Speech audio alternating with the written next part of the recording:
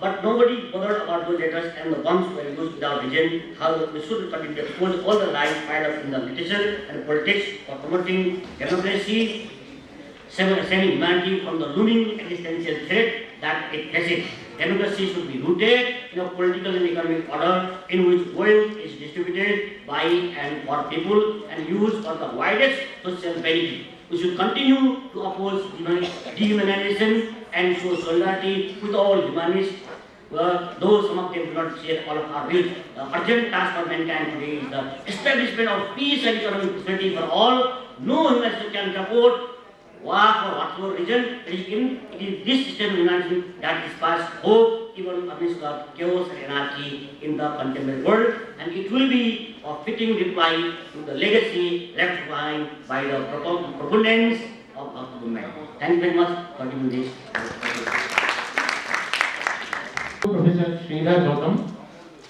Now I call Suchita Chaturvedi. लेकिन सुचेता से बोलने से पहले मेरे दिमाग में भक्ति आंदोलन को लेकर एक सवाल है। मैं चाहूँगा कि इस ऐतिहासिकता को भी देखने की ज़रूरत है, क्योंकि जब गोपेश्वर सिंह बोल रहे थे या सुनील सरदार बोल रहे थे, वो सगुण निर्गुण के जो भेद हैं उनको हिंदी के लोगों ने सिर्फ काव्यात्मक स्तर पर डील किया है या संबोधित किया। एक बात मुझे मैं बार बार ले जाता हूँ, खासकर लद्दाख, क्योंकि जम्मू कश्मीर का एक छात्र रहा हूँ और अपने पुस्तकों के लेखन के दौरान, काम करने के दौरान पत्रकारिता में मैं लद्दाख कई बार गया। लद्दाख जाते हुए लेह के पहले एक बहुत बड़ा गुरुद्वारा वहाँ दिखा। उस गुरुद्वारे में जाने के बाद वहाँ के जो ग्रंथी थे, उन्होंने ये जानकर कि मैं एक जर्नलिस्ट हूँ, उन्होंने बहुत देर तक बातचीत की और पता ये चला कि गुरु नानक देव वहाँ आए थे। वो लंबा कॉन्टेस्ट है, उसको बताना नहीं चाहूँगा, लेकिन मैं एक चीज़ जरूर जानना चाहता हूँ कि जो भक्ति आंदोलन की, ये समझना चाहता हूँ विद्वानों से कि जो, क्योंकि मैं तो जर्नलिस्ट हूँ, मैं स्कॉलर नहीं और विद्वान तो हो ही नहीं सकता कोई पत्रकार, क्योंकि इतनी फालतू चीज़ों में उलझा रहता है कि वो स्कॉलरली काम नहीं कर सकता। लेकिन मैं आप विद्वानों से समझना चाहता हूँ, विमर्श बाकी है, कि आखिर निर्मोह धारा के लोग साहित्य, संस्कृत से इतर विषयों पर इतनी दूर तक कैसे जाते थे? समाज को, देश को, प्रकृति को, पर्यावरण को देखने समझने का एक अलग नजरिया कैसे था? जैसे सगुण धारा के जो बड़े कवि हैं, वो बनारस के अगर हैं तो बनारस में रहते थे ज्यादा, अगर मथुरा के हैं तो मथुरा के आसपास रहते थे। लेकिन लंबी यात्राएं करना निर्गुण धारा की भक्ति के जो भक्त कवि हैं उनमें क्यों ज्यादा डोमिनेंट है? मैं सिर्फ नानक की बात नहीं कह रहा हूँ, मैं रैदास की बात कह रहा हूँ, मैं दारू की बात कर रहा हूँ, पंजाब के जो संत कवि हैं उनकी बात कर रहा हूँ। आप सबको देख लीजिए। तो ये एक मेरे दिमाग में एक छात्र के तौर पे, एक जर्नलिस्ट के तौर पे जब मैं यात्राएं करता था लद्दाख की, ये सवाल मेरा कब से पीछा कर रहा है। बहरहाल ये जस्ट एक सवाल है, कोई जरूरी नहीं किस पर प्रकाश आ जाए। जी जी जी जी जी जी। लेकिन भक्ति आंदोलन में एक ट्रेंड है यार, ये क्यों है? क्योंकि देखिए, अगर आप शंकर पर जाएंगे ये एक लंबी बहस हो जाएगी, क्योंकि भक्ति आंदोलन का जन्म जो है वो जिस दौर में होता है वो बुद्धिज्म पर ब्राह्मणिज्म की जीत के बाद का दौर है, और कहीं न कहीं काफी वर्ष बाद और समाज में बेचैनी है कि कहीं न कहीं एक बड़ी हार से मुक्त होने की जिजीविषा या छटपटाहट की समाज के निचले तबकों में है, और कहीं न कहीं वो भक्ति आंदोलन में एक नए पर्सपेक्टिव के रूप में प्रस्फुटित होती है। बहरहाल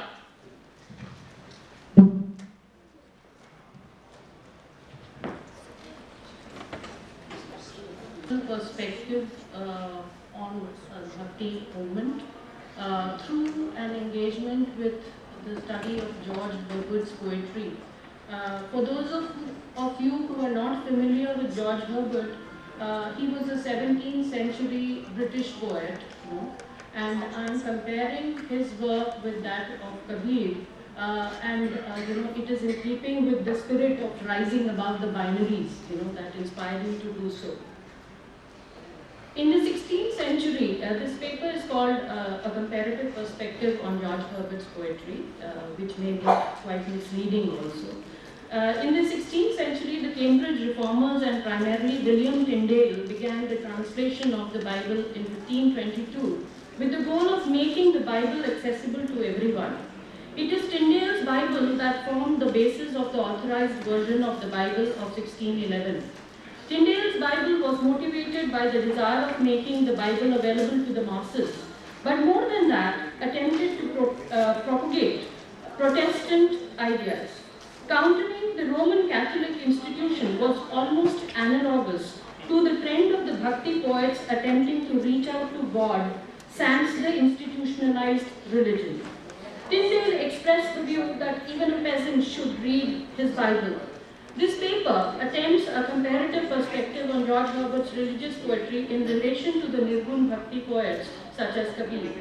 While the Bhakti movement was attempting to reforms by fighting caste rigidities and superstitions, the Cambridge reformers were attempting to propagate reformatory ideas to reform the Catholic Church. George Herbert, who was a metaphysical poet, was classified as a devotional poet.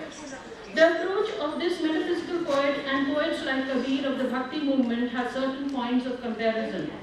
The interface between the metaphysical poetry of George Herbert and the Bhakti poetry of Kabir is the focus of this paper. While the 15th and 16th century witnessed the breakdown of medieval ideology in Europe, a similar process was taking shape in India in the Bhakti period, which is roughly dated between 1350 to 1650. Hence, a transcontinental similarity is perceptible in this interface between metaphysical poetry and the aspects of the Gyan Margi Bhakti movement. During the Reformation from the 14th to the 16th century, European society was increasingly anxious about the Catholic Church, its doctrine and ritualistic worship. There was a reaction to the sale of letter of indulgences which were morally outrageous. Earlier, John Wycliffe, the star of the Reformation, led the revolt against the evils that had crept into the church. His ideas influenced the German reformer Martin Luther and traveled across Europe. Protestant Reformation influenced the practice of Christianity. The Anglican Church tried its attempts to mediate between the Protestant and Catholic Church. The beliefs of the reformers regarding religion echo the ideas expressed by the Indian saint Bhakti poets, who wanted reforms in the form of release from customary and ritualistic practices along with caste rigidities that had vitiated the practice of religion. The Christian Reformation believed that faith and not pious acts can secure the grace of God. The principle of sola fide, that is faith alone, can secure the grace of God because this became the guiding principle. God's pardon for guilty sinners is received by faith alone. This idea is echoed, by both Herbert and Kabir. George Herbert, who was an Anglican priest, has been classified as a metaphysical poet. Metaphysical poetry, a term used by John Dryden and adopted by Samuel Johnson, best describes the poetry of the 17th century poets of Britain, John Donne, George Herbert, Vaughan, Marble, and others. The word metaphysical is derived from the word meta, which translates as above and after the physical, that is above the physical plane, which is to say it refers to something that cannot be explained by science. Thus, exploring the nature of reality in a philosophical way was the thrust of this school of poetry. George Herbert's poetry depicts the dilemma of a believer. He described his poetry as a picture of many spiritual conflicts that have passed between God and my soul before I could subject mine to the will of Jesus, my master, in whose service I have now found perfect freedom. The idea of conflict central to his poetry is a theme often voiced by the Bhakti poets of India as well. Parallels can be seen between the consciousness of caste rigidity in Western society and the caste rigidities prevalent in India, against which the Bhakti poets raise their voice. The discourse of George Herbert echoes some of the anxieties of those of Kabir and other Bhakti poets. Nevertheless, the cultural peculiarities of the poets and some differences prevail. The similarities in these two discourses of the disciple as the slave to the Lord, as the lover, etc., figures in this comparison. Herbert belonged to the vocation of the church, yet it never came in his way or in his spiritual path. The edifice of his poetry is erected on the bedrock of faith, subservience to God and complete submission despite initial conflicts seems to affect him as much as it affects the Gyan Margi Bhakti poets. I'll be skipping certain portions of this paper, because of the constraint of time, because we are running late as it is. I move on to a brief comparison of the poetry of Herbert and Kabir. In one of his poems, The Caller, the persona of Herbert's poem, The Caller, says, "Recover all thy sigh-blown age of double pleasures, leave thy cold dispute of what is fit and not, forsake thy cage, thy rope of fans, which petty thoughts have made, and made to thee good table to enforce and draw and be thy law." Kabir expresses a similar view in his Doha about the dilemma of the devotee, who says, "Tan ko jogi sab kare, man ko kare na koe, सहजे सब सिद्धि पाइए जो मन जोगी होए." The total surrender desired for the union with God is an anxiety in both poets. In a poem aptly titled The Search, Herbert questions, "Where is my God? What hidden place conceals thee still? What covert dare eclipse thy face?" Kabir dwells on the man-made dichotomy that separates man from God, the Atma from Paramatma, in a similar way when he says, "जल में कुंभ, कुंभ में जल है, बाहर भीतर पानी, टूटा कुंभ जल जल की समाना, यह तत्व कहियो ज्ञानी." That is, a pot full of water, when immersed in water, separates the two waters, but the splintered pot results in the union of the two waters. The barriers in the union of the disciple and God are often man-made. In his verse Denial, God's denial of favor may be a theme, but the emphasis on man's faulty belief that ritualistic pursuit can help man attain God. Herbert says, "When my devotions could not pierce thy silent ears, then was my heart broke, as was my verse. My breast was full of fears and disorder, my heart was in my knee, but no hearing." Kabir's oft-quoted Doha, "माना फेरत जुग भया, फिरा न मन का फेर, कर का मन का डारी दे, मन का मन का फेर," seems to highlight in a similar way the hindrance of ritualistic prayer indicated in Herbert through "my heart was in my knee." That is, the subject is forever praying to God and yet not able to attain union with God. Instead of kneeling in prayer, a more honest rapport needs to be established between the God and devotee. The image of the plea of man not piercing God's ears is satirically indicated by Kabir when he says, "Kakar pathar jodi ke masjid dai banaye, taachari mutla bang de bahiro hue khuda," as if God is dead. The importance of the rapport between man and God is once again given importance over rituals. Loud-mouthed prayers do not unite man and God, and such efforts fall on deaf ears. The idea that God is not deaf is ironically emphasized by both poets. The Temple is George Herbert's wittiest collection of lyrics of a wide variety. The poems range from hymns to complaints, from quarrels to elations, and are couched in diverse forms. This variety has compelled the admiration of critics who believe that George Herbert is the most avid experimenter of the English lyrical form in his age. The compactness of form and use of conceits that marked metaphysical poetry have been outstanding features of this age. Though Herbert does not use conceits as Donne does, the brevity and impact in his poems, such as a sonnet like Redemption, where he packs in a lot of punch, is remarkable. This quality of Herbert's poetry is comparable to Kabir's dohas that seem to unfold in their brief form and ocean of meaning. The use of commonplace images such as the thorns, wine, fruit, cable, leaves, etc. in Herbert, and the use of pot, lime, water, bubbles in Kabir indicate the urge of both poets to use images that the common man could relate with and could identify with. I will be skipping, a certain portion of this paper. I move on to the theme of, I will, I think instead of, there is one of the things that I would like to discuss, that is of the believer as the slave of God. In Herbert, the devastating consciousness of sin found in various various poets of the early years of the 17th century was an occasion to declare subservience to God. The master-slave relationship between man and God becomes the basis of many of his poems, and in a poem called Man, he images himself as the servant of God. Since then, and I'm quoting from this poem, since then, my God, thou hast so brave a palace built, O dwell that it may dwell with thee at least. Till then afford so much wit, that as the world serves us, we may serve thee, and both thy servants be. The relevance of man's life only if he serves God is the idea that resonates through the verses of Kabir, and I quote, Sevak seva mein rahe, sevak kahiye soye, kahe Kabir seva bina, sevak kabhi na koye.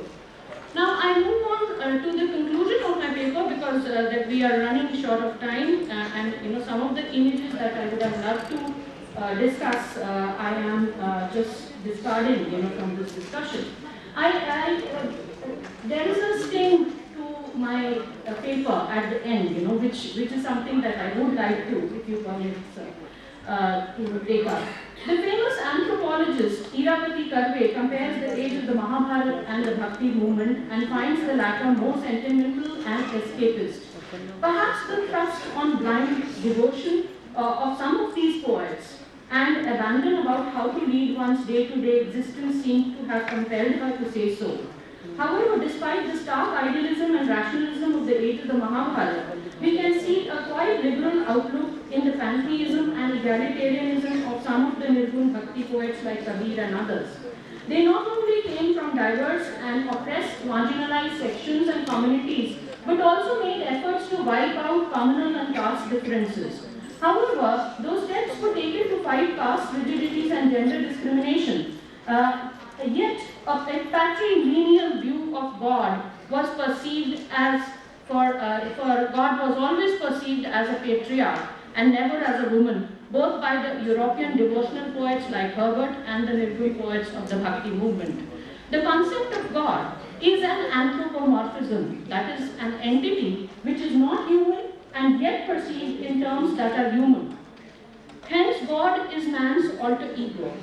Even psychoanalysts like Freud, Jung, and philosophers like Friedrich Nietzsche have concluded that God is the projection of man's ego. Hence, due to the anthropomorphic concept, there is an impossibility of complete formlessness even when we talk of the formless God of the Nirgun poets. The concept of God willy-nilly gets humanized in one way or the other. Hence, Kabir describes God as Ram or Allah at times, and on the other hand, George Herbert sees him as God the Father or Christ, as the angry God of the Old Testament or as the loving God of the New Testament. There seems to be unanimity in both models in describing God as a patriarch. This smacks of the prevalent sexism of religious discourse. This is a phrase used by Jonathan Culler, which I am borrowing, this sexism, that is this kind of, gender bias, it prevails, in the religious discourse, is something that I would like to conclude with. The discourse of George Herbert and Kabir, like that of many other religious poets, remains phallocentric. Thank you. को बुलाऊंगा, अंतिम वक्ता हैं और बहुत ही तेजस्वी Hindi professor हैं, साथ में महिला आंदोलन का भी उनके पास एक परिप्रेक्ष्य है। समझ में नहीं आता कि भक्ति आंदोलन के बहुत बड़े जो कवि चिंतक हैं, उनके यहाँ मैं सबकी बात नहीं कर रहा हूँ, लेकिन अनेक लोग जो बहुत पॉजिटिव हैं जीवन के अनेक क्षेत्रों के बारे में, कर्म के बारे में, श्रम के बारे में, जीवन के बारे में, लोक के बारे में, लेकिन महिलाओं के बारे में उनकी दृष्टि कहीं न कहीं अजीब तरह की सरहदें क्रिएट करती है। वो क्यों? कई जगह वो माया कहते हैं औरत को। बहुत ही पॉजिटिव ढंग के चिंतन करने वाले भक्त कवि भी, हाँ, even Kabir you are right, वो कई बार महिलाओं को माया कहते हैं। कई बार दादू के यहाँ भी ये चीजें मिलती हैं। तो मैं नहीं जानता, मैंने जैसे पहले कहा कि आप लोगों की तरह मैं विद्वान नहीं हूँ। हमें तो जब कहा जाता है विज्ञान कवर करो तो विज्ञान में चले जाते हैं, जब कहा जाता है साहित्य को देखो तो साहित्य में चले जाते हैं। तो लेकिन मैं विद्वानों से समझना चाहता हूँ कि ये भक्ति आंदोलन में महिलाओं का जो संदर्भ है, वो क्यों इस प्रकार का है, क्यों इतनी कहीं ऊपर दिखाई पड़ती हैं चीजें, कहीं बहुत दूसरी दिखाई पड़ती हैं, ये अंतर्विरोध हैं या अंतर्विरोधों में कोई लय? बहुत सारी चीजों को कहा जाना यहाँ मात्र दोहराना भर हो। ये सारी चीजें कि भक्ति दक्षिण से उपजी और उसका एक अखिल भारतीय परिप्रेक्ष्य था, सगुण निर्गुण का भेद था, और फिर निर्गुण की तुलना में सगुण कितना क्रांतिकारी था, और दक्षिण और उत्तर भारत की भक्ति आंदोलन के समयावधि में कैसे लगभग 500 साल का अंतर था, और दक्षिण भारत के भक्ति आंदोलन का जो चरित्र था वो उत्तर भारत के भक्ति आंदोलन के चरित्र से किस प्रकार से था, इस पर तमाम तरह से सुबह से हम कई वक्ताओं को सुन चुके हैं। मैं इन बातों को नहीं दोहराऊंगा। मेरे लिए यह स्वयं अपने से भी पूछना है कि मैं आखिर भक्ति काल को आज के संदर्भ में क्यों पढ़ूं। आज आपके सामने भक्ति काल, भक्ति और धर्म विषय पर जो ये सत्र है, इस विषय को मैं अपने लिए ही कहाँ से शुरू करूं। इरफान हबीब ने एक बहुत अच्छी बात कही है कि धर्म का विश्लेषण धर्म की अपनी शर्तों पर नहीं किया जा सकता। धर्म की अपनी हदबंदियां हैं, उसकी अपनी शर्तें हैं, और अगर हम उन्हीं शर्तों को उन्हीं के भीतर से दोहराते रहेंगे तो धर्म का आच्छादन इतना बड़ा है कि वह न तो उसने भक्ति काल को बाहर निकलने दिया और न आज इस समय इस हॉल में बैठे हम सबको सोचने के लिए कोई और गुंजाइश हो सकेगा। तो बेहतर है कि हम धर्म का विश्लेषण करें, लेकिन धर्म की अपनी शर्तों पर नहीं। धर्म के अपने भीतर के अंतर विरोध हैं, उसमें बहुत सारी शक्तियां शामिल हैं, अलग अलग तरह की एंटिटीज शामिल हैं, और उन एंटिटीज का क्या रोल था, किस तरह की उनकी भूमिका थी, वे चाहते क्या थे, और सुबह से कई तरह की बातें हुई हैं। और मेरे मन में भी लगातार ये सवाल उठ रहा था कि आखिर समय बहुत कम है, बहुत कम समय में अपनी बात मुझे आपके सामने रखनी है, तो मैं उन्हीं